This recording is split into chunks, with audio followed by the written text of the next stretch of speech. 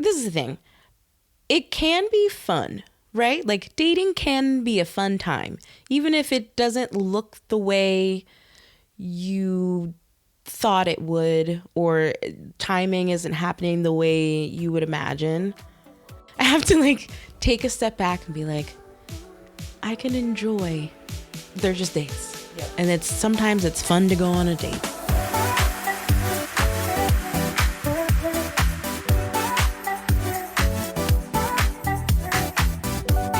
Welcome back to Not For Everyone. This is a podcast hosted by a lover, that's me, Jess, and a hater, Caroline, who's not here today, but luckily my best friend, Ekaette Obot, who I've referenced many times on the podcast, Kae, lovingly shortened to Kae, is a hater. That's right. So she's here to fill that role. Hello, my sweet. Hi, my angel, my honey. How are you? I'm just thrilled to be here. This is like a treat. I'm going to be like cheesing the whole time. Oh my gosh. Me too. I feel that it's funny because we talk all the time. That's right. For 15 years, we've talked all the time. Mm-hmm. But now we're talking and like recording it. And my heart's racing. Me too. But is it good? I'm excited. Okay. Yeah. Mm-hmm. Yeah. What should we tell them about you before we dive in? Like, I feel like they need context. I feel like I can wax poetic for a long time about you to me. Wow. Just like some basics, some specifics, some generals. What do you think? Give them, I'll let you like talk about yourself. Color? Give them, sure. Give it to them. My favorite color is lime green. Yeah, I knew that. I knew that, obviously. Please. But what about, you do like other shades of green too. You like an emerald. All green. I do. I have a love for all green. Okay. I love an emerald. I love a sage. That's helpful. A seafoam. Okay. You like seafoam? I like any green. But is seafoam green? What else would it be? Are you saying it's blue? I'm saying it's like a weird turquoise, teal. I like a teal and a turquoise as well. I like those too, but I don't know if I like seafoam. There's something wrong with it to me. Have you seen me in seafoam? Because that might adjust your Actually, I have perspective. Like, an image came to mind, and I'm immediately in love with seafoam. There it is. Okay, so we needed to talk about colors. So what else should we? Somebody asked what your sign is, which I know, but I'll let you talk about it. My astrological sign? Your astrological sign. I'm a happy, proud Taurus. Yeah. Taurus gang, stand up. I'm a Cancer, as many know. And Tauruses and Cancers are very compatible, duh. In all ways. Yeah. Like friendship-wise, lovers. Yeah. Oh. I was going to get there. Okay. Please. Yeah, sorry, I jumped the gun. No, I mean, you know what? That's the most important. Just get right to it. Yeah. Let's not be coy. Yeah, we're not going to be in coy in this episode. We're never coy with each other. Okay, those are some good basics. Now let's like level it up. Like Sierra. What do you, talk about what you do with your life. And I don't only mean career. I mean like, Please. What are things you enjoy? What are ways you spend your time? Like just give them a little grounding in you day to day. Most days you can catch me watching some type of reality television. Absolutely. That's pretty important to me. I'm a big Real Housewives girly. Absolutely. Salt Lake City, Atlanta, Potomac for a good minute. The last couple seasons, tough. Wow. Okay. You heard it but I was watching them. Okay. I'm not all about housewives. I love that the first thing you said was reality TV. I mean, it's a great escape. And everybody listening knows how much I love reality TV. The Traitors. So, Traitors was great. We haven't talked about that. Yeah. Yeah, we have not talked about it. We haven't talked about that. Maybe we'll get to it. Keep giving them more. Okay. Keep giving them more. What else do I like to do? I play badminton. Yeah. Which is pretty fun. I feel like I obnoxiously talk about how much I like playing badminton. No, okay. Like I can't stop. I don't think I keep being like, true. yeah, and I play badminton on Saturday, and here's the after context. work on Tuesdays. Here's the context that I need to give the listeners, which is that Ekaette was the captain of her badminton team in high school, varsity. Please. Absolutely. Tell them. And then did not play. Maybe occasionally you would play, but like you weren't playing on a regular basis from high school, were you? Yeah, I didn't pick up a racket. 15 years. 15 years. And then this year you joined a like local through the Park District. Real casual. And now you go twice a week. Twice a week. You get in your games. Get real sweaty. There's a lot of sprinting involved. I love that you do this. You've made a concerted effort to like do more hobbies that bring you joy. This last, like 2024, I feel like became my hobby year. Because you started playing piano. Mm-hmm. Did you do voice lessons for a little? I was doing a little voice lessons. Yeah. And okay, that's important. We'll get to that. So Kae basically is a woman of many talents, of many skills, of many hobbies. Things that I like to tell people about you are like, you know how to enjoy your time by yourself. I think it's a Taurus thing. I think it's a you thing. Like you know how to just be in your home and like read a book or like color. Yeah. Or like my puzzles. Practice piano, do your puzzles. Like you're just really content with your own company, which is something I really admire about you. So I want us to talk about that in the episode. We can talk about how you got into hobbies over the last year. We mentioned singing. We met in college through our a cappella group. People asked about how we met. So there's lots to dig into. I'm just trying to decide where to start. And the last thing that you haven't brought up yet is what you do for work. And people, when I posted on Instagram for like input on the episode, a lot of people wanted to know more about your work because you're an attorney.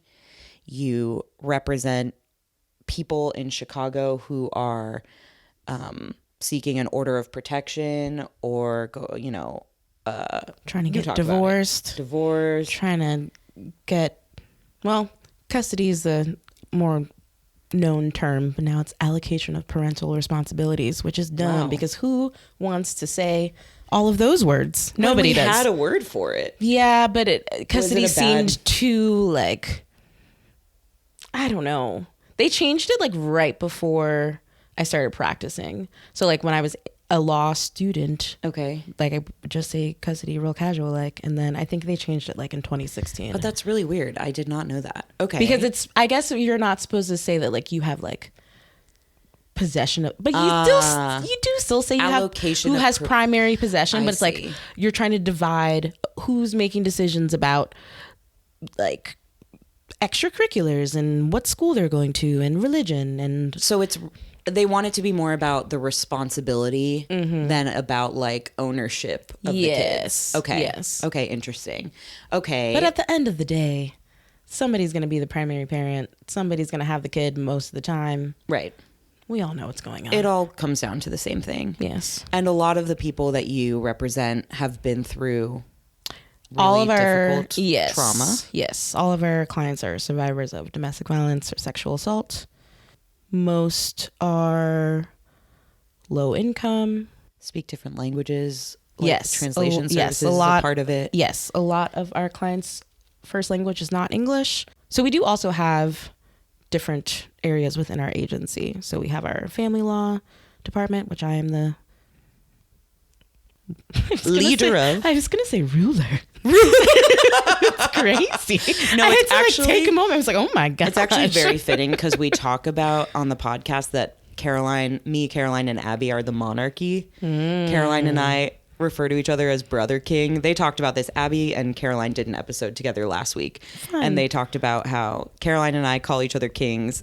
Somehow Abby has been dubbed prince, and I mean, I always call you queen, so maybe that's just how this works. Yes. So you are the ruler, of your division at your organization. You are in a leadership role. I think we should talk about that. So these are all the little, this is the grounding. Ekaette is a multifaceted woman who we can learn a lot from. And I want to do that today. No, it's not. I mean, You teach me every day. Bless you. It's true. You teach me every day. Thank you. It's reciprocal. Thank you. Okay. The first thing that we should talk more about, I'm going to pull up the receipts. What is it? The Salt Lake thing? Receipts, timeline, screenshots, proof, everything. That's correct. That's a reference to Real Housewives of Salt Lake City. For those who know, Someone referenced that at our last intake meeting at work last week. Wow. Like one of our paralegals. In a shout legal out. context. Yeah. And like Listen, people it's a didn't good get it, but then reference. like we made eye contact across the table and she was like, thank you, Ekaette. It was just for you. Yeah. So I have the receipts. I have a bunch of DMs from people on Instagram who wrote in because I said that you were coming on.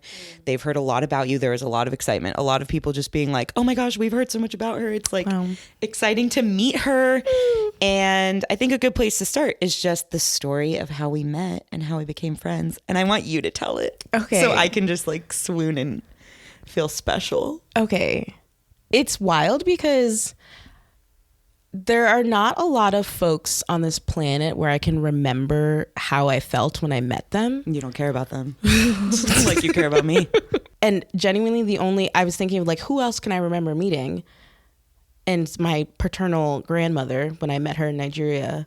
Wow. Yeah, so like you were on the like, and that and that honestly, like I get emotional. Like it is one of the most like beautiful things that's ever happened because like you meet her and it's like, oh, I'm experiencing grandmother love. How and it's old like were you I was when you 8 met years her? old. Okay, so it's like hitting me in the chest. I was just like, she saw me, we ran to each other. Like it was like out of a story, like out of a dream. Yeah, and like to feel that love in that moment, beautiful, right? So like that's one example of like knowing how it felt in the moment meeting someone. Okay. So then I'm like very emotional. Okay. So I can remember standing in front of my dorm room and there's I don't know how many of us, like 15 girls. Yeah, backtrack. So give them context on what this is. Yeah. This is the second weekend of school. We had just auditioned for a cappella groups. Yes. Freshman year of college. 2009. Baltimore, Maryland. And we just found out that we were accepted into this group. So the girls who are already in the group, they go around to each of the dorm rooms and like they like kidnap you. They're like, come outside. They try to be like a sorority, like how sororities are in movies. I don't even think sororities are like that in real life. Yeah.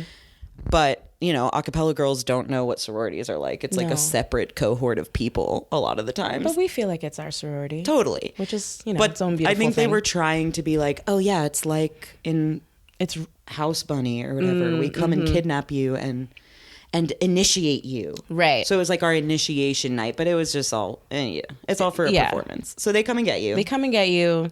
And there's all like, right. There's all these people out there. There's like 15 people, but I just like remember seeing Jess. Like I could not tell you what anybody else looked like in that moment.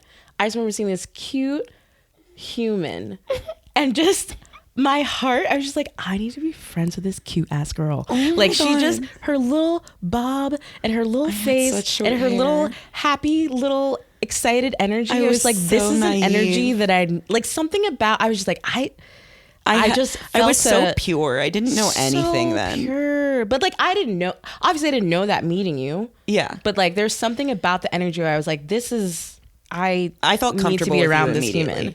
And then we were like, oh my gosh, our nicknames rhyme, which like we never call each other these nicknames, Eka and Jaka. Yeah, my high school nickname was Jaka. Like Caroline can attest. People called me that growing up. It's like Jessica without the S in it. And then your full first name is Ekaette. And so people would call you Eka, E-K-A, the first three letters. So that's like the nickname Jaka that comes with Eka. my name. Yeah. Yeah. So yeah, that was our first conversation. We got collected by like the people in the a cappella group from our dorms, and they were walking us to a party for the initiation. And yeah, we're like in this big group of girls that we don't know yet, and we start talking. Somehow we got on the nicknames. Yeah, like I only felt comfortable talking to you at that moment. I mean, I was like very nervous, and like blessed to the other girls, like we still are like, oh, we're so close with all of them now. But the first day, I only really remember talking to you. Yeah. Okay. Tell me more about how cute I was. Somebody did say, I don't want to make it about me, but please I do. You know how I do? If it's about me, it's about you. Please. Well, somebody said, I posted a picture of us when I was calling for input. And somebody said, y'all look like sisters, which I love because I feel like that with you. Aww. But we aren't even the same race. No. So it was a stretch. But I loved it. And then somebody said, okay, how did you meet? Instant friendship? Enemies to besties? They like wanted drama. No, there was never any drama. I mean, I don't think we were like best friends the day we met. No. And even like you had your own friends first semester, I had my own friends. Like we weren't like hanging out every day or anything like that. Right. That's when correct. we first met. That's correct. I remember when I knew though that you were gonna be my best friend. I feel like you should tell that this part. Is my whole thing. Yes. Yeah. So I would say that you were my favorite person in the a cappella group for that freshman year. Mm-hmm. Like we all didn't really know each other yet. It's a new group of girls. Like you're trying to figure out how much do I want to invest in this group versus how much do I want to invest in like the friends I'm making at my dorm who are really going to be like my best friends for life because it's freshman year of college and you're like, I just need to like nail down my people and I don't know which group it's going to be. So you're kind of like spreading your seed, or that's what I was doing. Spreading your seed. Yeah. You know me. I like to plant various seeds. You were germinating. And see pollinating? What's going to grow. Pollinate? Germinating, pollinating. I used to know the difference between those terms. I don't know what either of them are. You do. It's like, you think about like a pine cone. You know how like only like female trees or male trees or some shit have pine cones, and then like I told you to teach me something today. But I don't actually know. Somebody out there listening does know what I'm trying to say. And so is that germination or pollinate? That's germination. It sounds like Germany and nation. Like, sure. German nation. We have a lot of German listeners, by the way. Shout out. Shout out. Okay, so yes, it was freshman year of college, and I definitely knew anytime I was going to a cappella practice, like I wanted to sit next to you. Yeah. You were the person who I felt was like my person in that context. Mm-hmm. But yeah, we weren't hanging out all the time. We weren't hanging out every weekend until this one day. It was maybe like November of that year, and I had gotten into some trouble with the law. Not really the law. By the law, I mean residential life, because I Hopkins law was drinking in my dorm and like threw a pregame and got caught, and I had to go to some meeting with some person from Res Life to like be like, I'm sorry, I'm 18 and I've never drank before and it got carried away and I just wanted to be cool and like, please don't tell my mom, which they did tell my mom. Anyway, so I had this meeting. Should they be allowed to do that? Like, you're an adult. I don't think so. If you were 17, sure. Yep. I don't know. I think they could tell that I was such a goody two shoes that like the only thing that would make me never do something like that again would be to tell my parents. Like, I think if it was a different student with a different vibe, they maybe would have given them a different punishment. Because I don't actually think the school is really allowed to do that. Right. And I've like reflected on that in recent years and talked to other people about that. And they're like, yeah, like the college is not, it's also a private college. It's not like, I don't know. And I was 18. Anyway, whatever. But that's what they did. I was freaked out. The meeting with the Res Life person happened to be in the building where you lived. Like that's where their offices were. And you were the only person I knew who lived in that dorm. Because freshman year I lived in the sophomore dorm. So like it was random that I was even there. It was random that you were there. Yeah. And I was so nervous and I called you, and I don't think I'd ever called you before. And I was like, hi, I'm in your dorm right now. I have this meeting that I'm nervous about. Can I just come sit with you for like 30 minutes before going? And you were like, yes, please, I'm here. And I came and sat on your bed and you made me feel better. You made me laugh.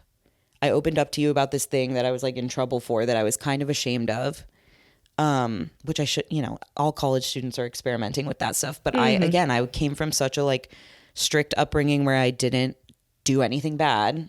And I definitely didn't get caught for any of the things I was experimenting with. So I was really scared and you comforted me. And from that moment, I was like, yeah, this is going to be like not just my girl in the a cappella group. This is like, we have now leveled up to the next ring of friendship. So that's how we met. And then pretty much after that, inseparable. Yeah, we were like a duo on the streets of Johns Hopkins University. I feel like people knew us as a unit. As a duo. Yeah. As they still do. Yeah, they definitely do. Yeah. They, the proverbial they. And it's now been 15 years. We've gone through so many phases of our lives individually while remaining friends, close friends. We've lived apart. We've lived in the same city, But we've been through a lot of different phases of our friendship, and it's something I'm really proud of that we've like navigated that. And I think it's something that people want to know more about because it is very difficult to maintain long-term friendships when like, yeah, whether it's because you don't live in the same place anymore or because you are just in different phases of life. Like maybe somebody is single, somebody's in a relationship, maybe somebody's like really focused on school and the other one's more like just like in their party girl era and you're not really syncing up there. Like there's so many ways that you can be challenged over time. And so people wrote in and asked, what do you think is key to a long-term friendship as you each grow and change over time? Another one says, key to maintaining long-term friendships. I struggle keeping the ones outside my proximity, like people that don't live near me. And also I'd like to say before I hand it off to you, like not only have we maintained our friendship over that period of time, but you and I both are people who have many close long-term friends. Yep. You're somebody who, yeah, like you have friends who you've stayed close with since high school. We have other friends from our a cappella group that we are still just as close with, if not closer. So yeah, I think like you're an authority on this. And I don't know if you know what it is that's made you be able to do that, but I want to it's find like, out. do I actually know how to articulate? Right. I don't know. Try. Ooh, okay. You're good. You're good. I think a big component is allowing grace in terms of no one is perfect. No one is going to be your perfect friend. Yeah. Even the best of friends are going to have like somebody might say something that like really rubs you the wrong way, but to know that your friends are good people and like trust them and trust their intentions and trust how they feel about you and the way you feel about them before like jumping to anything, I think is really important. Especially when it's folks that you don't see that often. Like they may not know like little triggers that people who see you more often like know that that's a sensitive space. So like that's so true. And maybe you don't even want to explain that little trigger to them. So just being able to be like, okay, that was a weird thing, but I love them enough. I'm going to let that.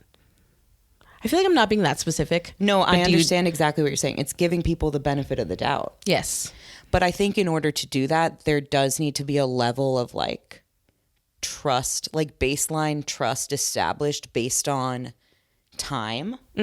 Like I don't think you can make a new friend and give them the same level of benefit of the doubt that like you and I can give each other. Right. So it is one of those things that combines, it's like time, trust. Yeah, just like getting to know a person over time so that you can trust that their intentions are good even when they mess up. Like exactly what you're saying. And then choosing when weird shit comes up to be like,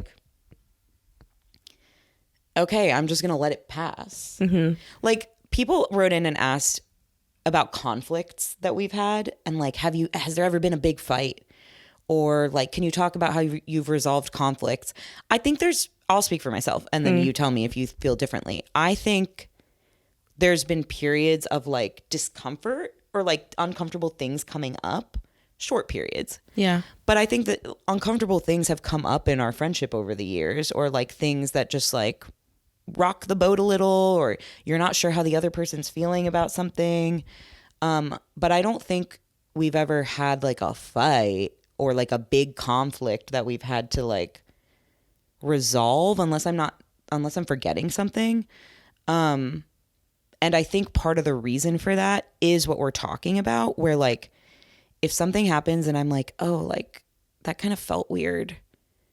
Like Kai hung out with somebody and didn't invite me to join or something.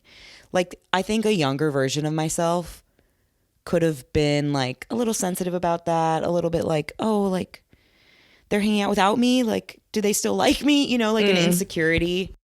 And rather than making that a big thing, I feel like I've just developed and an understanding that like we are separate people. You will have separate friendships that you need to maintain with me or without me, or, you know, a combination. And like, you're not trying to hurt me. You're just trying to live your life. And I don't find myself, for that reason, I don't find myself needing to like bring things up with you, because I'm kind of just like, yeah, like that was weird. And now it's a new day. And I know like on the whole that Kae is still somebody who cares a lot about me and prioritizes me and is also trying to prioritize herself. And so I can just move on. Does that make sense? Like, I don't view our friendship as something that's going anywhere. Oh no. So yeah, you're stuck with me, baby. So even when like something weird comes up, I'm kind of like, okay, it's fine. She's not going anywhere. Yeah. Do you know what? Yes. Am I articulating anything? Yes. Okay. I think like younger version of me was a much more like possessive friend. So I can recall like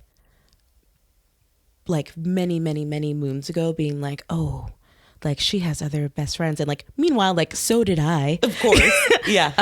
But like feeling, I don't know, like, oh, like will I be replaced, or like, oh, like maybe this person, like just like too much. Yeah. But now in my, not even now, but like of recently. Yes. In adulthood. In maturity. Yeah. Like I think the fact that we do, both of us have that type, we're able to have so many different types of like deep friendships with so many different people. Yeah. I think that part of that similarity between us like makes our friendship even stronger. That's a really, I like how you said that. Yeah.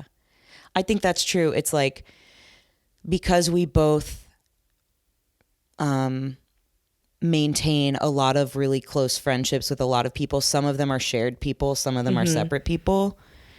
Yeah, we just kind of see it as like, well, I'm doing it too. Right. And it just like feels natural. Yeah. And she's doing it. And like, we've not wavered with each other. Right. So we can just allow this now. Yes. But yeah, I think it just does take time. And I'm trying to think for somebody who's feeling like the younger version of us, like for somebody who's feeling that way in a friendship now, and they're like 25 and they're grappling with like, I thought this was my person, but now they're, you know, exploring other options, question mark, you know, like, are they trying to replace me, or has something changed? Like, I'm really trying to put myself in our shoes then and think about like what I don't think I did anything.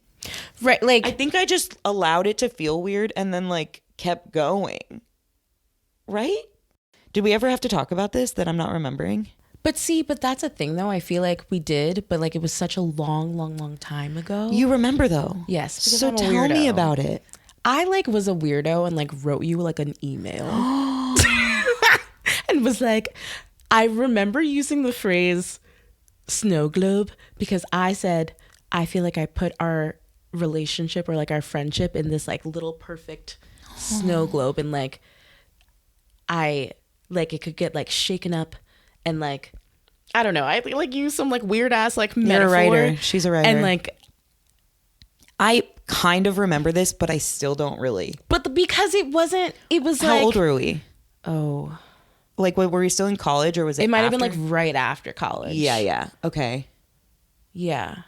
Huh. And so you were feeling like. Just like, do you still love me? Oh, wow. Well, we weren't living.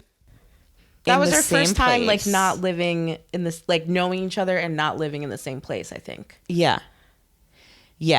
Okay, this is kind of like, coming back. I don't even remember, like, what incited, or incite, is that the word? No. Yeah.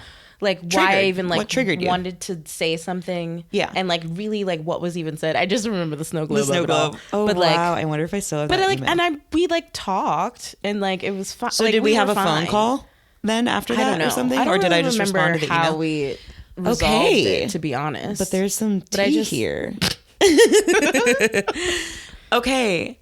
So, wow. I'm like, I don't even know what to make of it because that's so crazy. I don't remember. I feel like we've lived so many lives since then. We have. I mean, I will say that we were very close in college, and then you move away and you go do whatever you're going to do next. And we didn't live in the same place until I moved to Chicago. Yeah, so that's 5 years in between. There was 5 years, and then we were in Chicago together. And I do think being in Chicago has has taken our relationship to new the next heights. level? Yeah. And I know that there was a period in there, like we weren't talking every day necessarily, or like we weren't. No, and even like I was seeing like each in other law that much. school, like that Like, was we a whole tried, different. Yeah, But it was like not the level of closeness that we are now because of proximity, I think, mostly. I think the thing that you start to realize as you keep friends for longer is just like those phases will come and go. And I think at some point, probably when I got to Chicago and we were back together here and COVID happened, and we were very much like each other's rock during that, I would say. You were my rock. We were a pod. we were two peas in a pod. We were two peas in a pod, and like we were FaceTiming all the time. We were talking all the time. We were, I think, maturing in our friendship because so much was going on in the world that was stressful. Yeah. That we had to kind of figure out, like, how do we show up when we are stressed out and when like things are so uncertain. And I feel like somewhere in there is when, for me, it solidified as like, oh, Kai's not going anywhere. I don't know. I'm sure I knew that earlier, but I think something in there really solidified our friendship for me, so that now, present day, we live close to each other, but we still don't see each other as much as we would want to, I would say. Yeah. But I don't worry about that because so much time has passed and we've been through so many ebbs and flows, and we learned so much about how to support each other through a stressful, unknown time, that now it's just like, oh yeah, this is just like the period that we're in, and then there will be another one, and then there will be another one, and I'm not worried about losing you. Oh, do you know what I mean? Yeah. But I think we also do a good job of making concerted efforts. Yes. You know? Yes. So like if I feel like if you have a friend that you're like, oh, like I feel like I haven't seen them in a while, like instead of like thinking about it, just you say, hey, let's go get dinner. Yes. Like instead of wondering why you haven't seen them in a while, like just like if you want to see them, call them. Reach out to them. Yeah. And then if they're being weird about it, then there's something there. Yes. But don't make it a thing before it's even a thing. Yes, I think we are good at that. Like time will pass and I'll be like, dang, like we haven't had one of our one-on-one like date nights in a minute. I've seen you a little, but like not really. Yeah, and I don't get in my head about it where I'm like, wow, I wonder if Kai just doesn't want to hang out one-on-one anymore. I just text you and say, can we do this soon? And then a lot of times you'll be like, I'm busy for the next 3 weeks. And I don't take that personally either because I know it's not personal. No, never. You know what I mean? How do you arrive there? Just time and trust. Wow. It's really, I mean, we say this to each other a lot. Like, I feel very grateful for that type of friendship. I feel grateful that I have several friendships that I think fit this description. And we're seemingly lucky. I know that it's rare. Yeah. So that's why I'm trying to break down like what made it happen, because I want to like help people have the same thing, because I know how much I rely on it. Yes, everyone should have people in their lives that they feel this way with. But they don't. Yeah. And I don't know what it is. I honestly think it goes to what you said at the beginning. It is that. It is extending grace, giving the benefit of the doubt. I think you know when somebody's trying to hurt you or just like doesn't give a shit about your feelings versus when they're just really busy, but they still care and they still try. The effort is everything. The intention that you're talking about is everything. Yeah. Like, even if you can't see each other for 3 weeks, there's still always the intention and the plan to make it happen. Yeah. I think if somebody's not giving you that, then that's a data point Sign towards of like something. maybe there's a shift. Maybe they're not prioritizing you in the way that you want to be or in the way that you're prioritizing them. But if it continues to be over a long period of time that like the effort continues to be made, even when there are impediments or even when there's like different life stages, then yeah, I think that you just have to be like, okay, this is one of those times when we're going to go 3 weeks, but yeah, I'm not worried.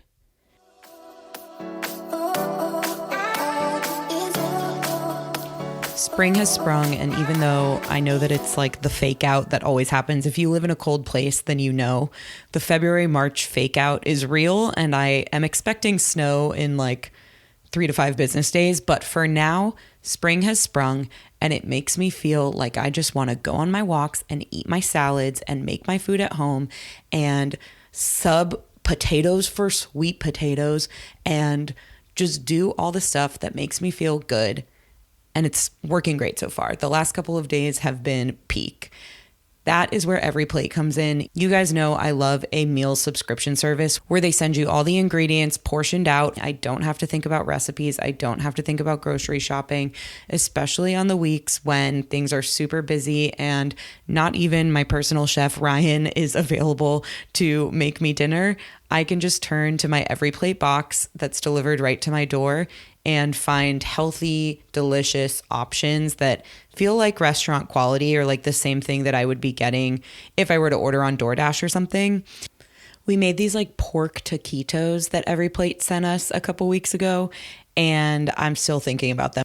And it's amazing because they were so much healthier. I could see everything that was going into them, and they're so much healthier than getting Mexican takeout or something, which I am known and prone to do. I've used a bunch of different services for this over the years, and it is just a game changer. So I do think if you've been wanting to check out some options in terms of delivery meal kits, then you should give Every Plate a try. Skip the store and enjoy wholesome homemade meals that cost less than groceries.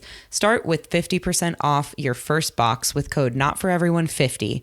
That's not for everyone fully spelled out, 50, at everyplate.com/podcast. Every Plate offer valid with auto renewing subscription. So that was not for everyone fully spelled out, 50, at everyplate.com/podcast.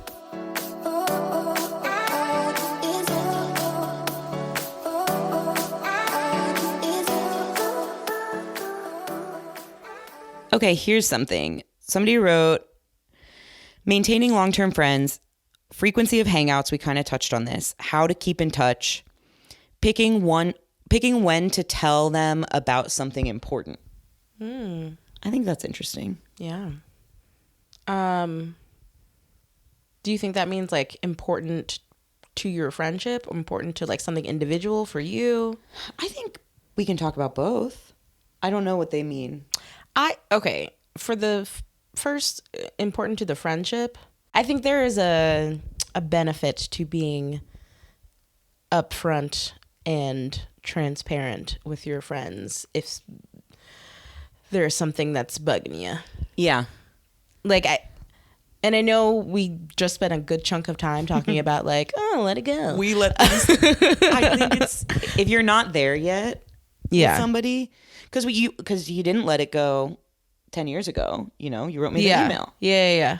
I'm not saying that like you didn't let it go. Sure. I'm just saying like you were direct with me 10 years ago because we weren't there yet. Yeah. Now we are at a place where we let things go. But yeah, go on. And I guess it could also depend on what the thing is. If it's something that like every time you see them, you're going to be a little peeved.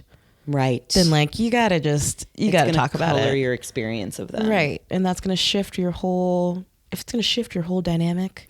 So how do you go about having that direct conversation?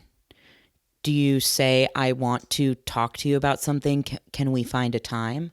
Or do you just wait for an opening? I think that's the most mature way. Yeah.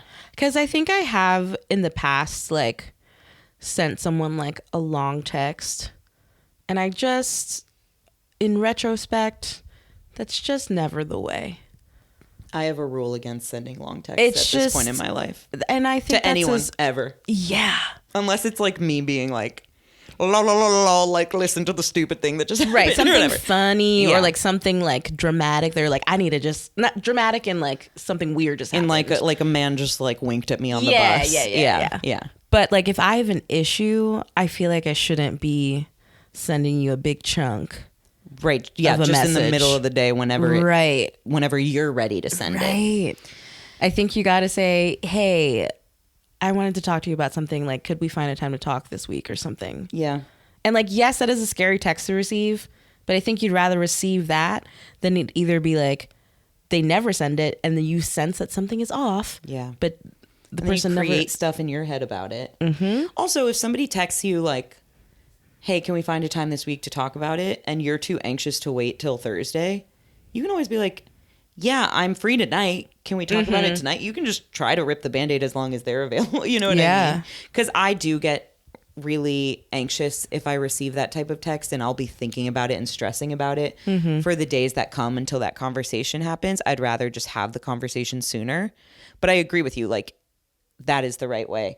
I think we got good at that during COVID. Not that there was really anything specific that we had to talk about when it came to our friendship. I think more with the other thing, like when one of us was going through something individually and we wanted to like vent to each other or get advice or whatever, we got really good at checking in and being like, hey, do you have space to receive a vent from me right now? Like, can I call you and vent? Or if not, that's okay. We can talk about it later. Yeah. Or like, that's one thing we got good at. And I think another thing we got good at is when one of us is venting, the other one checking in and asking like, what do you need from me? Do you want advice? Do you want just me to listen? Do you want, like, what do you want? I mean, I think we always affirm each other, but like, yeah, what exactly do you need? I think those are the basics that nobody teaches you to do that. And you just have to like mess up enough times. Because I think that's what I did. I'm such a problem solver, and I run to fix things for the people that I love all the time. And I like pissed off enough people, mostly my sister. Oh. Pissed her off enough times where I'm like, she's venting to me and I'm trying to fix the problem, where I finally realized like, oh, I need to back off. People just need to say things, get it out into the void sometimes, and have someone there nodding and comforting them. Yeah. And I think we got really good at that. I agree. In what ways are you two total opposites? I think a lot. Yeah. You're a lot neater than I am. I'm a messy girly. That's true. Thanks for saying it so I didn't have to be the one to say it. Oh my God.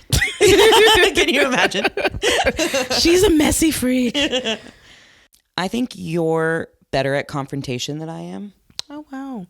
People keep saying I'm good at confrontation. I You're mean, a I am an lawyer. attorney. Yeah. Please. I think that you do not shy away from confrontation. I do. I've gotten way better at it. I also think there's a difference between that and direct communication. I think I'm very direct.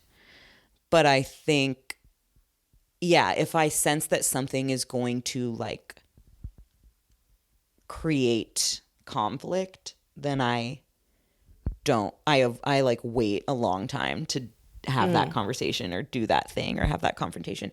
I think that you're way more solid in yourself when you approach conflict. Like, you don't fear it. I fear it. You know? Now, part of that, I think, though, is like a toxic trait of mine. Because I am a human that thinks I'm right about everything until you tell me that I'm like, you have to, you can tell me that I'm wrong, and then I need like proof of why I'm wrong. Yeah. And even if I don't say it in the moment, now I've said it, like, I am thinking that. If you like confront me with something and you're like, you're wrong about this thing, okay. Yeah, that's true. It's like, that's true. You are like that. But I like that about you. Oh, okay. Well, I mean, I can see how other people might be like, oh. But I think I just know that about you, and I'm just kind of like, usually it's not about stuff that matters. Okay. Because I think we agree on like a The lot of things. the big things and the core things. So like, oh, we were just saying downstairs with Ryan, I was like, there's only 3 episodes of White Lotus out right now. And you were like, it's 4. And I was like, it's not. It's 3. I don't really care that that's a point where you think for a second that you're right when you're wrong. Like, I don't really care. Thank you. I am bringing it up now, but that's just because we're recording a podcast. How are other ways we're opposites? Or go to ways the that we're gym. similar. You work out. I don't go to the gym. Okay. You're good at working out at home, and I hate that. You're good at just being like, oh, I just got my yoga mat out, and I'm just like breathing with my cat on my stomach. Yeah. And I would It's a never nice do time. anything like that. I'm also allergic to cats. Well, Another opposite. yeah. I'm a dog person. You're a cat person. Okay. You don't like to be called a cat person, but you literally have a cat. I do. I recall I used to be afraid of cats. Really? Mars is afraid of cats, my mother.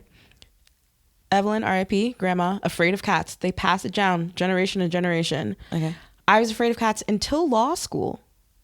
Okay. I used to have to call. So why'd you get, so when? Because, so one time, Brianna, my law school roommate, shout out Bri, she thought that she heard mice in the walls.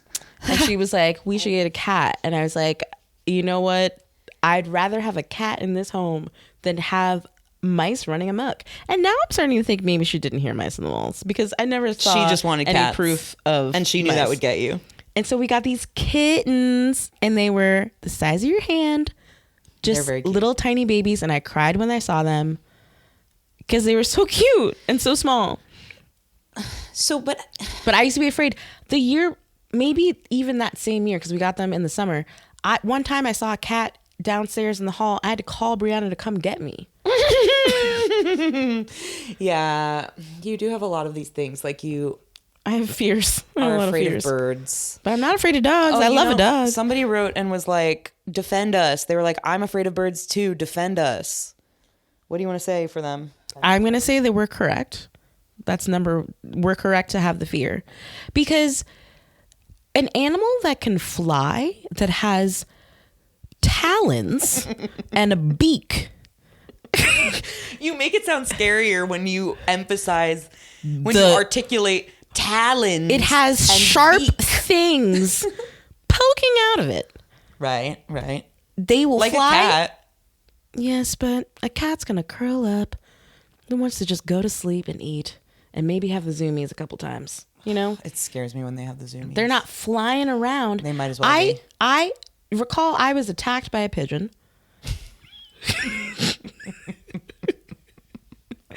Tell us more. Tell us about that. I was relaxing by the pool at the MGM Grand, Why Las were there Vegas. pigeons at a pool? Thank you. I thought I was in a place of luxury. Here comes this pigeon, sits next to me in the little chair next to me. I get up because I didn't want it with the pigeon. I said, you want to sit here? You know what? You took your claim on this chair. I'm going to get up. I get up. It rises with me. I start to quickly try to walk away. It's flying towards me. Then I start running. I dive onto the ground. The pigeon is in my hair. It's like up in here, and it's like making its little sound. And Was it actually making sounds? it was making sounds. It was fluttering around. I could like hear it. And I'm on the ground. Mind you, so I'm on a bachelorette. This is ex's bachelorette. Mm-hmm. They're all sitting in front of me. So they don't really know what's going on because I was trying not to scream as to not disturb the rest of the pool patrons. Very thoughtful. So very then respectful. I'm like out of breath. I like come around. I'm like, you guys, I've just been attacked, and they're all just sitting there being like, no, you weren't. Like they're just like, no one believed They didn't believe me. you. But the people across from us, they're like, oh my God, are you okay? Like we saw it all because they saw me like running. I hope that somebody took footage of that and it's like on the internet somewhere. Oh, I mean, I don't hope that. I hope not. I hope your face isn't in it, but I hope it's there so that I can see it one day. I mean, I'm sure it's a sight to behold. Wow. But you feared birds and pigeons before Right, this event. and It's not like and I that did. happened and then you... I feared it before that event, and then I felt justified Vindicated. in my fear. Okay. I mean, you've seen... Remember I that have. time walking I down have the to protect boardwalk? you. I know. I mean, It's one of my something main roles flying in your my life. face. I'm just walking, and it's just flying into my face. It's disgusting. I don't like them. I'm just not... I think that some birds are pretty. I can appreciate that pretty birds exist. Right. And I can appreciate birds of prey. Like, I appreciate their power. Oh, like, that's interesting. It's like I respect them. Okay. But like a pigeon, a seagull, like, get out of here. Wow. Seagulls are kind of cool. Ugh, I think they're goofy. Pretty. Ugh, they're stealing snacks. They're funny. Yeah, it's funny. Have you ever I'm watched sitting on the Finding beach Nemo? with my hot Cheeto, and it's he stealing carried my them- Cheeto. He carried them in his gullet or whatever. Now, was that a seagull or was that a pelican? ooh, No, I don't know the difference. a heron? Yeah, I don't know the difference. I don't know. I don't know about birds. Don't ask me bird facts. Okay. I think we've done enough on the long-term friendship topic, don't They you? get it. They get They it. get we it. love each other and we're lucky. And I don't know how to help you with yours. Let's go on to... Here's another thing about you, Ekaette. Oh, okay. Don't mind me as I crack my hips. You are a single lady. No, I'm a single lady. Yeah, You are 33, that's right. as am I. And I think that's a very important perspective that we don't get to share on the podcast between me and Caroline. We can reflect on when we were single, but you But that know was it. what the scene is like currently. And for this age. Yes. Yeah. So The scene is bleak. people just generally wanted you to talk about that. They related. They were like, one person said, classic cue about being single and 30 plus. I don't want forever single to be an option. Same. I know. Another person said, how do you not feel bitter when you see other people being happy with their significant others? Ooh, Written we can from talk about someone that. that's trying to be less of a hater. Okay. There's a few more in this category, but let's just open it up. I feel like, yeah, I have thoughts on how I watch you moving through things with grace and confidence and patience and respect to yourself. So I think you're a great person to speak on this, but yeah, I'll let you go. Now, the bitterness question really struck me. Okay. I think just in general about relationships or like any other things, like I feel like things that are for me, right? It's hard for me to be jealous of someone in a relationship with a person unless it was like that was my ex-boyfriend who I thought I was gonna marry. Otherwise, yeah, okay, cool. Like I want my friends to be like happy in their relationships, in their careers, in their friendships. Like Yeah. it would be weird for me to not want them to be frolicking about happy with their person. Because you're like, that person's for you. Right. It's like, that's not my person. I'm not jealous because it's not my person. Right. That's a very good way to think about it. And I would think they would feel the same way for me. Yeah. So Did you ever, has this always come easy to you, or have you had to like shift your perspective at all? I think I have had to shift because I think there have been, like, thinking about people who have been in loving relationships since like whenever, like they've just like always had their person. It's like, how is it Like that high school sweetheart type of thing? Yeah, it's like how do the cards lay out that like some people get to like be in this loving romantic whatever, and here I am just trying to Meet a get a normal text back. person. Yeah. Yeah. So I guess like, I don't know, therapy helps. And I think being in a relationship hasn't always been a top priority. So it hasn't been something that I had been thinking about as being the number one thing that I want to experience. Oh, that's very interesting. Like in college, Yeah.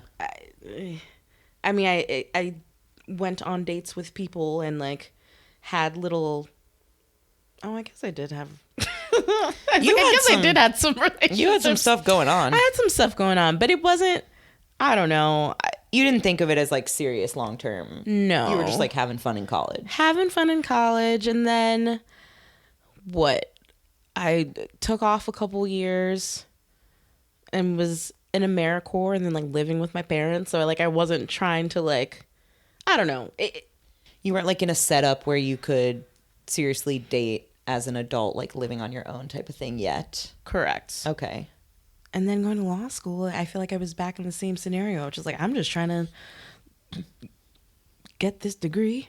Yeah. and like I still, did date people, but it just like wasn't, again, it wasn't the focus. So I think the time frame that I've even really been thinking about it in that serious of a way has, I guess, been the last like 5 to 7 years, as opposed to like since I was a teen being like, oh gosh, yes, I wish. We are similar in that way. Like, I didn't date in high school, in college. I went on my first date after college when I was like 22 in DC, living in DC. It was like never a priority in my household. Like, that makes a difference too, I think. We both come from, well, your dad's an immigrant from Nigeria, and then both my parents are immigrants from Lebanon. I think that has something to do with it. Like, the immigrant household is very focused on like education and career and like independence. Yeah. Financial independence. Yeah. Like individual confidence, especially in their daughters. I think our families were both that way. And so, yeah, it like wasn't on the radar for a really long time. And it's I like do think that helps. Back of the mind for sure. Like, I think that one day you want it. Right. Yeah. But you're just not like, so then when you see, yes, I see what you're saying. So like when you were younger, seeing people get into relationships or whatever, it was just kind of like, oh, okay, like I'm not even really trying to do that. So like, no, I don't need to feel jealous of it. It seemed stressful. Yeah, it did. She's like, ooh, it did. We got to think about what that relationship man with each other. We were like, why are you all trying to date men? Like we are. Like, we got it. Just frolicking about. Yeah. Yeah. So then in the last 5 to 7 years, as you said, where you have been a little bit more like, okay, I'm, I've established my career. I'm like living a good life in Chicago, and you do want to find someone. I don't even know what the question is, but it's a topic, right? It is a topic, and it can be, this is the thing. It can be fun, right? Like dating can be a fun time, even if it doesn't look the way you thought it would, or timing isn't happening the way you would imagine. Like I have to, and this is again, therapy. I have to like take a step back and be like, I can enjoy whatever, even if like these dates are they're just dates. Yep. And sometimes it's fun to go on a date. Yep. And even if that doesn't mean I'm gonna be with this person forever, or like we're gonna have kids or whatever, but like we went and we played some games at a bar. Great. Like, yeah, that's nice. Yeah. And sometimes it just has to be like that present. We're just taking it for what it is in the moment. And I have to believe that there are folks out there who are intentional about dating, and like hopefully I will encounter some of those people. Because you hear tell of them, and you see them exist. Like you see like your friends in relationships with people who like they met on the apps or like whatever, and they've become these beautiful relationships. So you're like, okay, it is possible, right? And like those friends didn't know when they were going to encounter those people. Like they didn't know they were going to meet someone like, in school or wherever they did. Yep. Yeah, you kind of have to just know that the timing, it's like an unpredictable thing. And when you can accept that it's unpredictable and it's kind of like out of your control. Yes. you can That's have why more it's fun tough. with it. That's out of your control. Yeah. Because dating does feel like the one thing in my life that I genuinely cannot control. Like I can control, like I can't control everything at work, but it's like I can control what I put out at work, and like I can control how I interact with my family the ruler and my friends. at I work. am the ruler. Yes, So I do wear the crown. Can control it. Yes. Would that I could just be like, line these boys up and let me just pick the ones. Right. But it is that I used to think about that a lot when I was single, like, and dating, and even like early in my relationship with Ryan, like early with anyone when you're still not sure like what it is. The fact that even if I wanted this to be the person and I was ready for it and I felt like they were a good fit for me and whatever, they also had to think that. yeah. So like, as opposed to, almost every other aspect of life where of course you don't control everything. There's many factors that are out of your control in life and in the world, but you can do a lot to get to where you want to be when it comes to like your career or your friendships or like how you spend your days. You can be really intentional and like see the output of that over time. And with dating, it literally is like a 50-50 decision between you and the other person, or 100-100 decision, you know? Yeah. And so, I remember feeling like, this is out of my control. I don't get to make it so that the person I want things to happen with also wants those things to happen.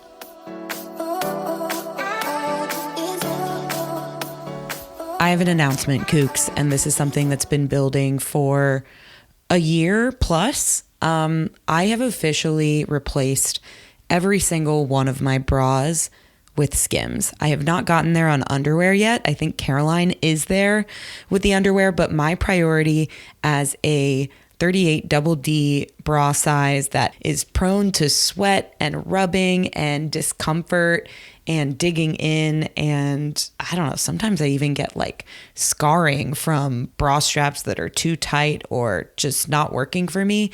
My priority has been to find bras that actually feel supportive and soft and comfortable and make me feel confident all day long. And you know that Skims has been my go-to for that for the last couple of years. They have been so supportive of my boobs and our show.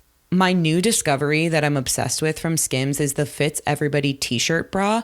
I've talked to you guys ears off about their bralettes. I have the scoop neck, I have the racer back, I have the strapless. All of those are amazing, but recently I picked up the t-shirt bra, which is a pretty traditional bra with an underwire and the clasps in the back. I have a lot of trouble with those historically. It is hard to find sizing that works for me and feels good on me. And this bra has become a go-to. I have been wearing underwire again simply because I own this bra now. I love the way it lifts and separates and just looks good under any clothing. It gives me a little bit more of that like boob shape, whereas the bralettes are more of my day-to-day when I want my boobs to just be a little more subtle, be a little more like close to the chest, literally. Shop Skims Best Intimates, including the Fits Everybody collection and more at skims.com and Skims stores. After you place your order, be sure to let them know we sent you, select podcasts in the survey, and be sure to select our show in the drop-down menu that follows.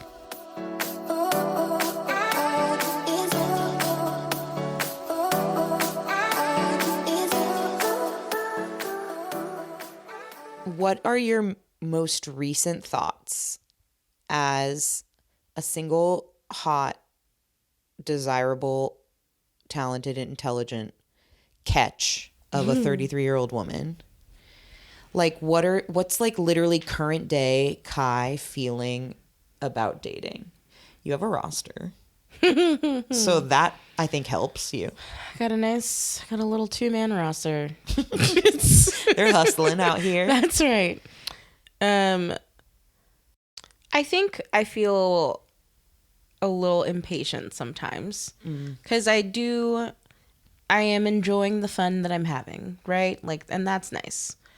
But there is still this sense of like, all right, like I've been patient for some time, and I've been open, and I've been like trying different things. Like I've done speed dating. I've met people in the apps. Like I've dated a friend of a friend, and like I've tried the different things.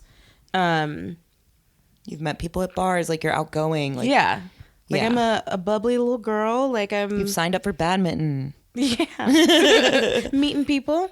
I think it has been very important for me to not dwell on like, oh, what is it about me? Yeah. Like to feel comfortable and feel confident that like I am a worthy human of... You're worthy of love. Yes. Yeah. And I know, and I feel like I say this a lot, that I'm like very emotionally and like socially spoiled because I think I have a ridiculous amount of love sources. Yeah. That I know not everyone has. Like, I think family-wise, friend-wise, even folks that I wish didn't love me. Like, you have a lot of people who are obsessed with you, and you're like, please, I don't have the time or energy. Like, I don't have it. Yeah. But like that, even though I don't want it, blessing, right? Yeah. But it's just not in the romantic way yet. Right. Yeah. And it's like I have experienced different romantic whatevers. Relationships. You've had adult relationships. I have, and I've learned from them. Yeah. Can't be giving them too much. Yeah. But yeah, so I think I can feel hopeful in the sense that because I have experienced love in so many different ways that like I would think that love that I am looking for is coming. Yeah. Right? Well, you know you're worthy of love because you experience so much love all the time from so many people. So yeah, it just has to lock in that way. But I do think you're hitting on something important because like over the course of our adult life together, where like we've lived in Chicago, we were both single together for a time. You were in a relationship when I was not for a time. I'm now in a relationship when you are not for a time. I feel like it has come up in your processing and like development and maturing around dating and around romantic relationships and wanting romantic love. It has come up this feeling of like, is it something about me? Like I've heard you talk about situations where somebody didn't want to keep going, didn't want what you wanted, or just like wasn't treating you the way that you deserve. And I've heard you say things to that effect of like, what is it about me? And I'm really glad that you feel like you're not there anymore because it's hard to watch. For the most part. It's like we all dip. It gets I'm sure it gets poked on. I mean, I feel that way in a relationship sometimes when we're not seeing eye to eye, and like I feel like I'm seeing like some of the worst parts of me come out, you know, if we're like in conflict, and now I'm getting really snappy, and like I will then sometimes go to a insecure place of like, oh, like it's me, like I'm the problem, I'm the worst, so like I think that happens no matter where you're at, but I just know it does feel like that used to come up more for you when dating, like a couple years ago. And I remember text conversations we would have where I would be like, it's not about you. It's totally about them. And it's really hard to like absorb that and believe it.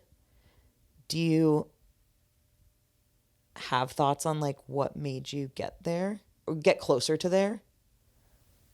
Therapy, just doing more things that I like to do, and just like fulfilling yourself. Yeah.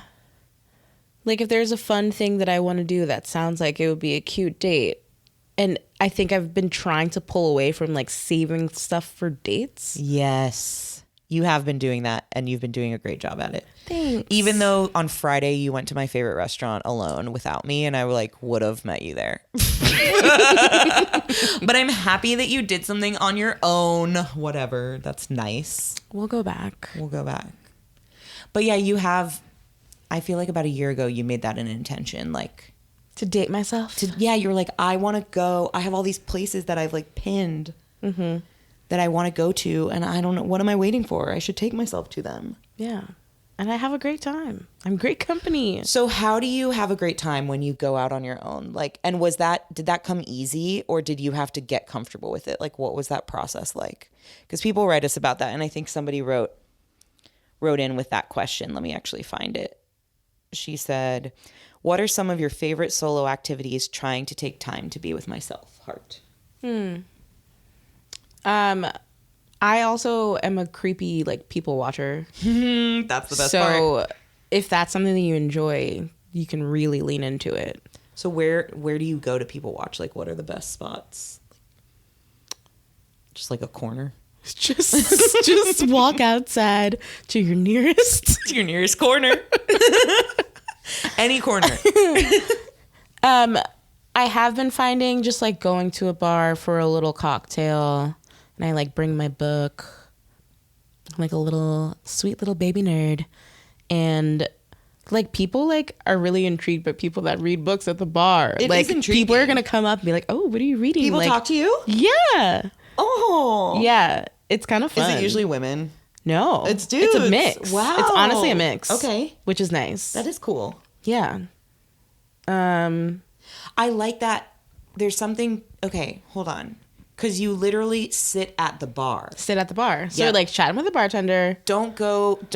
You can do this, but you won't get talked to probably as much if you go and sit at like a table. Oh, correct. Yeah. Or a high top or something. You gotta alone. be at the bar. You have to be at the bar because it's more of like the social. Okay. And people are coming in and out. Yes. So they're like New taking their drink batches back, of and then they're like, people. oh, like, what are you reading? Yeah. Okay.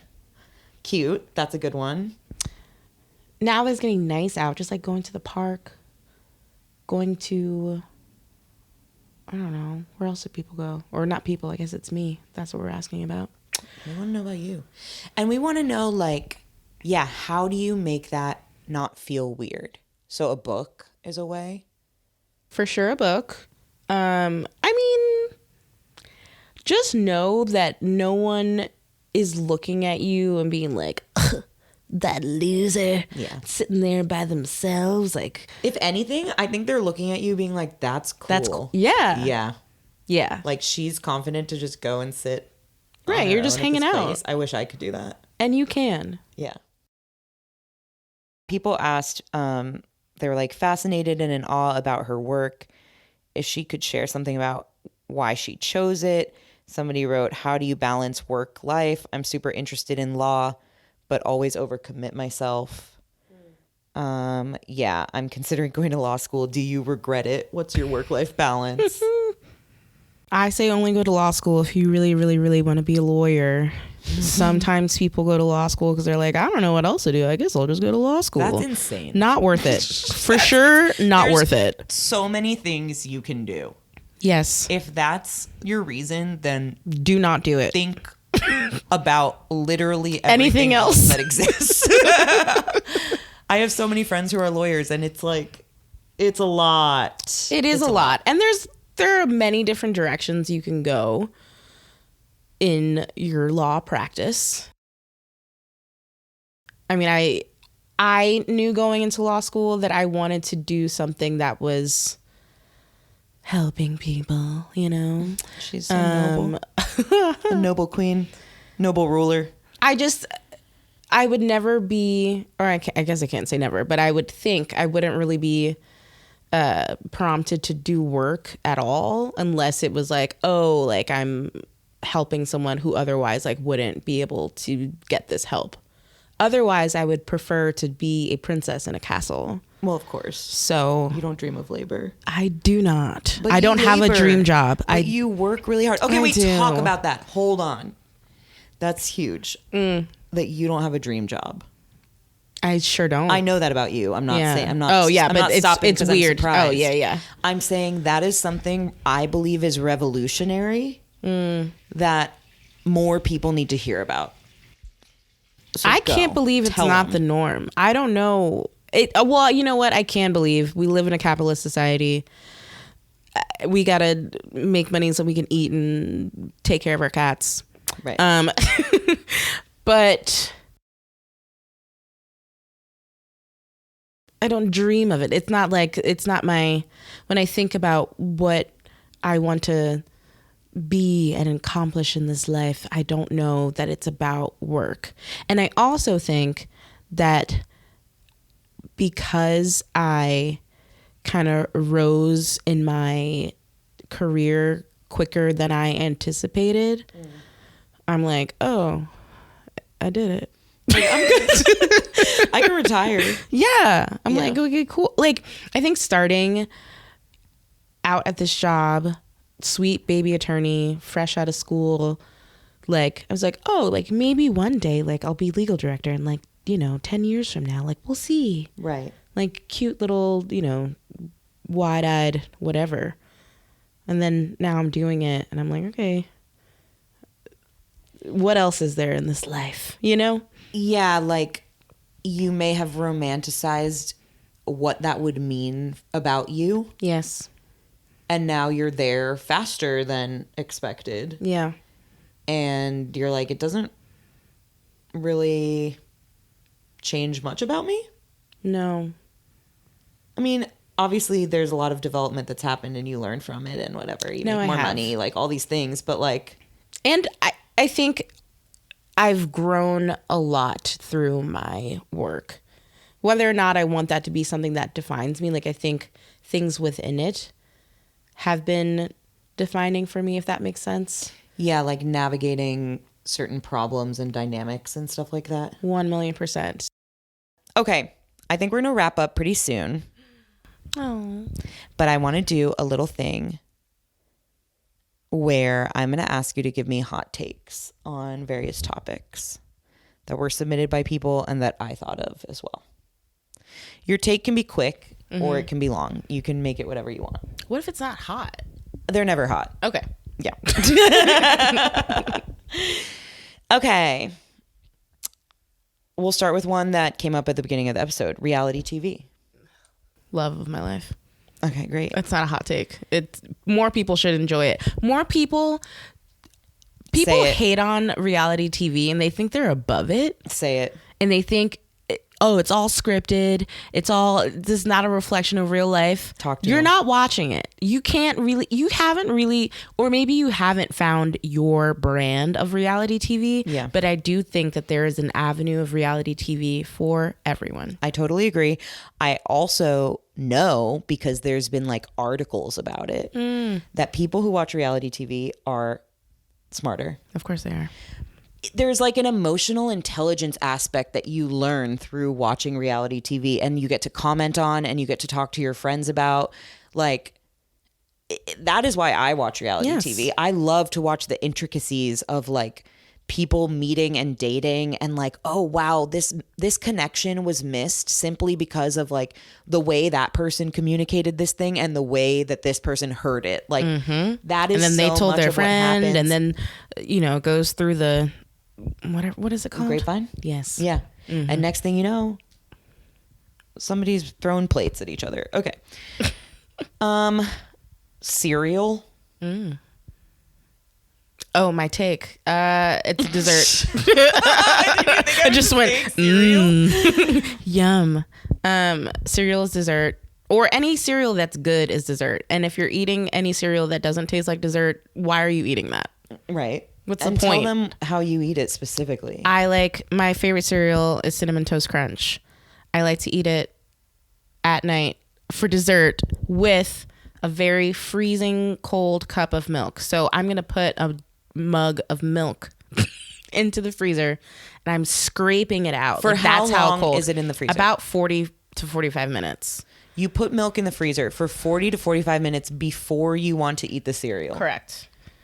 And then you take it out, and then it's shards of milk that I'm scraping out into my cereal, and then I eat it you dump it on top of the cereal. Right. You don't pour the cereal onto it. I've never been a milk first girly. No, I probably me either, should but be. I've never been a frozen milk girl either. And I don't Shards even know of milk. how this really started. I just know that one time I had a bowl of cereal with milk that wasn't cold enough, and I said, never again. And now I want it as cold as it can be. And that way, by the time you get to the end, it's still very cold milk. But at the beginning, it's like pointy. I mean, you kind of like mush it down. It's like slushy. Yes. I still have never tried this, and you've been talking about it for years. Maybe I'll do it right after this. Wow. Okay. People who feed pigeons in public places. Somebody actually wrote this in because I said that you don't like birds. So I know we talked about it a little bit. Why? I think that's it. Just why? I think the lip smack said it all. Hate it. Ghosting. Now, I think everyone ghosts. I'll say that. There's the hot take. I've ghosted. So have I. So I think obviously the best thing to do is text a person and say the nice message. However, sometimes I don't have anything nice to say. Right. Sometimes it's like, if I message you back, I'm actually going to hurt you more. So say more about that. Like I'm thinking about a very specific ghosting where like I did go on a couple dates with this guy and like we, had some nice times. Sure. But he was annoying. And I was just like, there's no way. How do you tell someone they're annoying after 2 dates? You can't be like, ooh, I don't want to be in your presence anymore because you're irritating. I don't like your personality. And I don't like your personality. I don't like the way you communicate. I don't like that you don't wear real underwear and that you wear like basketball shorts under your pants. Should I text you that? No. What I'm going to do instead is just not talk to you again. That's exactly the take I needed. And you're saving lives by doing that. Right. Okay. If he's listening. Why would he be? Can you imagine? He looked down at his. We have literally like 7 men who listen to this, and he's one of them. Okay. Difficult to pronounce names. Please. Story of my life. But talk about the people. Just talk about the people. Well, here's what I'll say. I don't think most people actually have difficult to pronounce names. I think they just have names you haven't heard before. There it is. And unless you're an idiot, you can pronounce that person's name because they just pronounced it and they didn't have a seizure and fall out. So you can also do it too. That's the craziest, is when you say your name. Ekaette. I'm Ekaette. And people might say, oh, can you repeat that or something? Right. That's okay. Ask me to repeat it. Say it and even say it wrong and I'll correct you. Right. Because guess what? I've been correcting people on how to pronounce my name my whole life. You are not the first. But then if they continue to like not know how to say it, because doesn't that happen to you a lot? I've had people immediately ask me for a nickname because they've decided they're not even going to try to learn how to say my name. Wow. I've had people love to tell me that my name means shut up in Spanish, and I have to be like, I'm not Hispanic. Spanish. Like, you can ask me what my name actually means. Right. Like, how about we play that game? Right. But people think it's like really funny.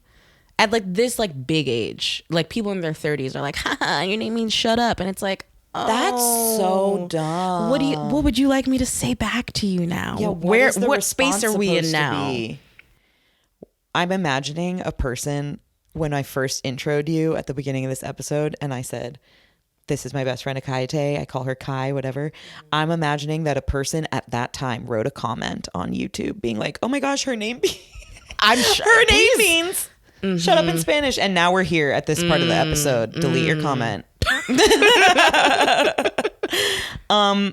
Okay, did you hear about the Meg Thee Stallion Hannah Berner thing on the red carpet a few days ago, like at the Oscars or something? I don't know who that is. Hannah Berner. Correct. Yeah. Megan Thee Stallion is love of my life. Yeah, I know. Okay. So you didn't hear about it? No. Can I tell you about it? It's going to piss you off. Oh my God. Now, which red carpet? I don't know. Like, which dress Oscars, was she wearing? Was she wearing the green with the green? Okay, that was a Vanity Fair. Vanity Fair Oscar party. Please. Is that what it was? My girl Megan. Okay. Please. So there is this comedian and podcaster named Hannah Berner. She originally was on the show Summer House, which is like a Bravo show, right? Yeah. I never watched that show. I don't find her comedy to be very original. Tough, Hannah. And I think their podcast is like pretty popular though. And like I bet that there's people who listen to this podcast who listen to their podcast. It's called Giggly Squad. It's her and another That's girl. a cute name. Yeah. It's her and another girl from also Summer House named Paige DeSorbo. So the two of them were like chosen to do interviews on the red carpet at the Vanity Fair Oscars party. And there's a lot of really cringy clips that came out from that of them just like not reading the room, making it all about themselves. Like they were kind of treating it like a podcast episode where like the two of them banter as opposed to interviewing the celebrity on the red carpet, who is a much more important and famous person than they are. So it just read wrong.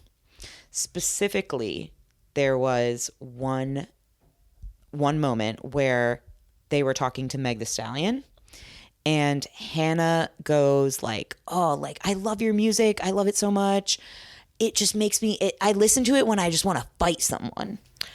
Okay, so you did hear about this. I saw a tweet that said, like, Megan's music makes you want to fight. Meanwhile, and then they posted whatever of like Some Megan. meme. Well, it was her responding in some interview about like why she doesn't like to fight, because she's like, I'm pretty. she's like, look at my nails, look at my hair. Like, I'm not trying to mess any of this up. Like, why would I fight? Like, I don't have time to be getting messed up. Like, what? Exactly. And she's like, so what about this says makes let's you want to fight? Yep. So people are saying, and I agree with them. So I wanted you to give a hot take, but since you don't know about it, I'll just fill you in, and I'm sure you'll agree too, but you might have more to add, which is people are saying like it was a microaggression because Meg Thee Stallion is a black woman, Hannah Berner is a white woman. She's assuming or like kind of just like purporting that, oh, like this black rapper makes me want to fight, when actually Meg Thee Stallion's music is very much about very like female empowerment and like confidence, being anxiety, confident, sexy, like she sexity. talks Jesus. about like mental health in some of her songs. Like it's not about that. And instead, I'm like, which song are you even talking about? And Meg Thee Stallion like responded in some sort of way that was like nice enough to Hannah, but just kind of being like, oh, like really, like kind of trying to guide her towards like, that's not what my music's about. Yeah. And she still doubled down. And then Paige, her podcast co-host who did the interview with her, was also kind of like egging her on, like just agreeing because they're a duo, you know? And the whole thing came across so bad. And now she's like, I don't know if she's getting canceled, but she's definitely getting some backlash under fire. And I agree with it. And it was a really bad look. And I would like to be on the Vanity Fair red carpet doing these interviews instead with Caroline. I think you will be. We're going to just put that into the universe. So, but okay, so you had kind of heard about it, but now you know. I didn't know full exactly. story. I didn't know the context. I just saw things popping up about like Megan's music doesn't make people want to fight, because it doesn't. Well, also makes you the want to other like thing dance. is Meg Thee Stallion was like famously in an abusive thing with what's his name, with that rapper, irrelevant rapper. Yeah, yes, we don't need to name him. So it's also like she has like been she's abused. not the violent she one. has been the victim of fighting. Yep. Yeah. So it was just this really big thing that really pissed me off when I saw it. Okay, that's it. No. That's that. Let's see if I have any other hot takes here for you. Oh, you don't have Facebook, so I don't know if you have opinions on this. Have you heard about the Facebook groups that are like, are we dating the same guy? I have. Do you have a hot take or an opinion on it? I mean, I do. I've talked about it, I think, but My hot take on them is, if you feel like you need to be posting on this group, then like you don't want to be dating this man. I'm snapping. Right? That's it. I mean, that's it. Yeah. That's exactly it. I think period on that. I think we're putting. I don't think I have to expound. Dotting our I and crossing our T there. Thank you, my love, for being here with me. Wow. Thanks for having me. This was so lovely. It was really fun. I'm excited to listen to it every day when I miss you. Wow. Which is every day. I'm going to listen to I Miss You by Beyonce. That's what I listen to when I miss you. please. I miss you. We're going to get into it. Wanna be with you. There it is. All right. This has been Not For Everyone. Thanks for listening to me and my best friend just have fun with each other for a long time.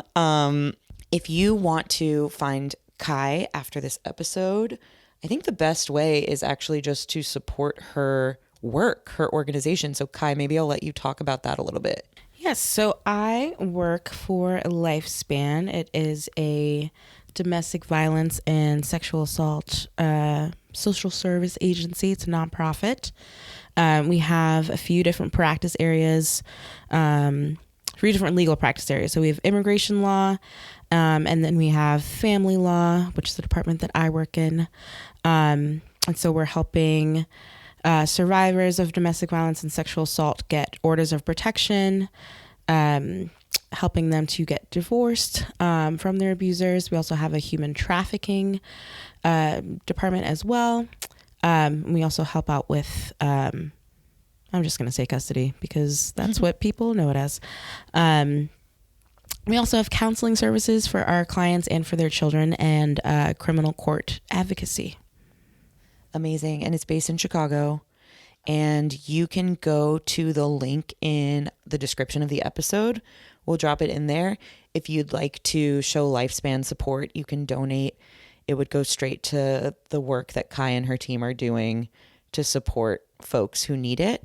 They also have an Instagram, lifespan_IL for Illinois.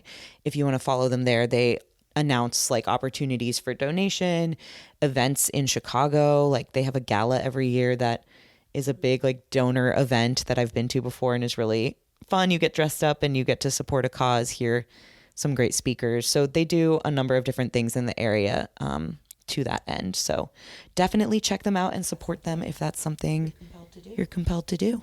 Thank you. We appreciate it. Ekaette is private on Instagram. Oh, that's true. And she can request. I mean, they can request. You could try to request and she'll review and decide whether you're in or not. But you can find her on my page on pretty much everything I post. So that's at Jess DeBakey.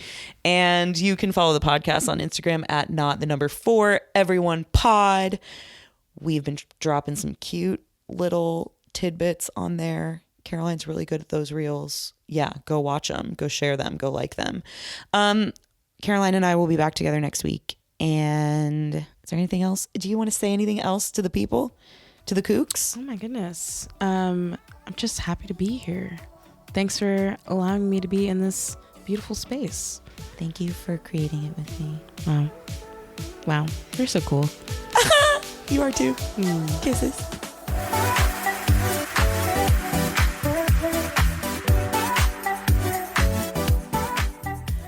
Yum, yum, bumblebee, bumblebee, tuna. I love bumblebee, bumblebee, tuna. Yum, yum, bumblebee, bumblebee, tuna. Love a sandwich made with bumblebee. Oh, I wanted to go down to throw off the vibe.